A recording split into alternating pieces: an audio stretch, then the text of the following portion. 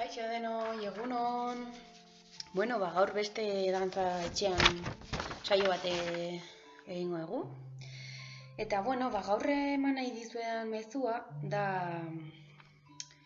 dantza denongan dagola, denok egin dezakegula dantza, daukagun gorputza daukagula ere, deno daukagula mugimendu bat egiteko gaitasuna, eta horrek dantza sortzen du. Naiz eta mugimendua barrutik joan, gorputzak beti dauka mugimendua. Eta mugimendu horrek dantza bat sortu dezake. Begien dantza bat baldin bada ere, mugimendu minimo batekin, bai? Denok gozatu dezakegu modu batera edo bestera dantzaz. Eta orduan, gure dantzaren ikuspuntua aldatuko da, eta gure autoexigentzia maila hori dantzarekiko ere, jaitsi egingo da, eta lasaiago egingo dugu dantza.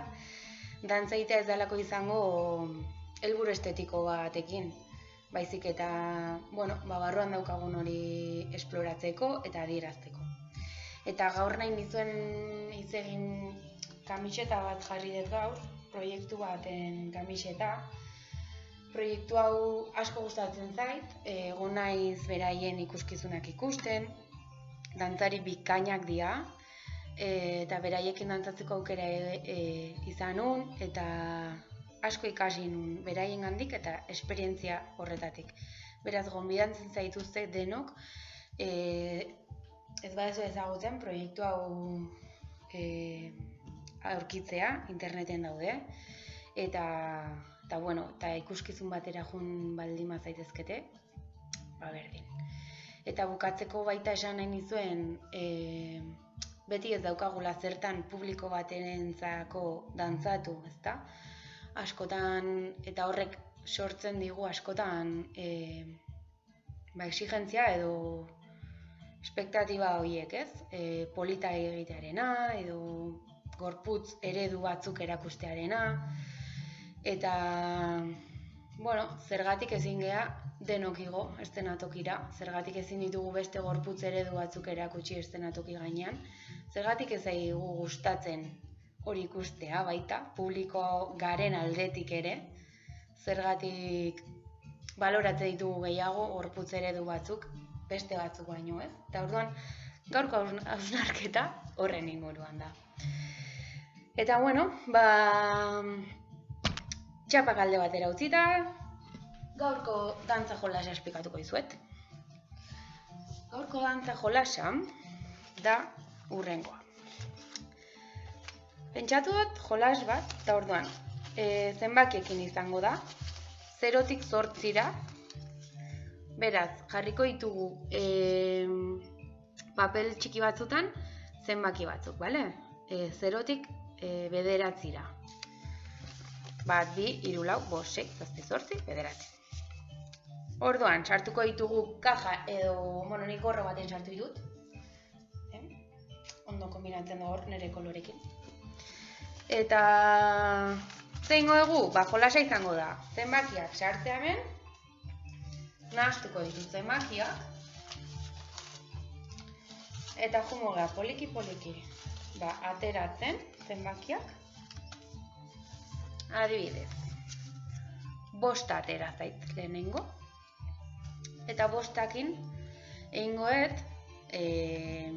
marraztuko dut 5 hori nire gorputzarekin, bai, airean izan daiteke, nahi dugun gorputza talekin. Nire 5 izango da, hau, adibidez.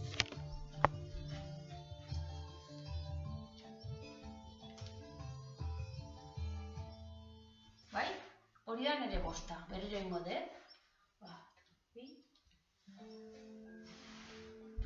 Hori da nire 5, beste bat aterako dut. 1 zenbakia. Eta nola egingo dut 1 zenbakia, pentsatu behar dut. 1 zenbakia nola egin. Egingo dut, hola jarriko naiz, egingo dut, ra. Eta marraztu dut 1 zenbakia. Nere modura bakoitzak, bere modua dauka zenbakia marrazteko. Nik hori daukat. Eta bukatzeko beste bat aterako dut, dala 3a. Eta 3 zenbakia, ea nola ingo dut, 3a ingo dut, horrela.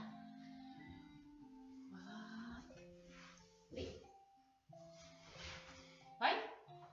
Eta orduan, adibidez, 3 zenbakia ateratzen ditugu banaka, ezta?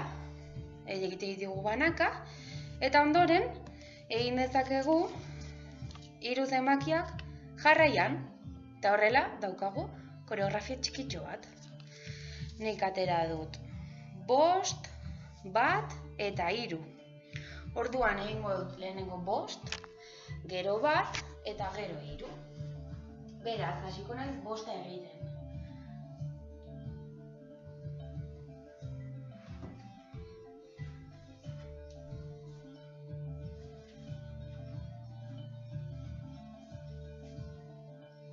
Eta hau izan da, nire dantzaztxo zatia. Eta horrela egin dezakegu edozein zenbakirekin. Edo letrekin ere egin dezakegu. A, B, C, D, nahi ditugun letra guztiekin. Jarri papeltxo txikitan, eta lehenengo banaka aterako ditugu, ikasteko, memorizatzeko nola egin zenbaki bakoitza, edo inkluso improvisatu egin dezakegu.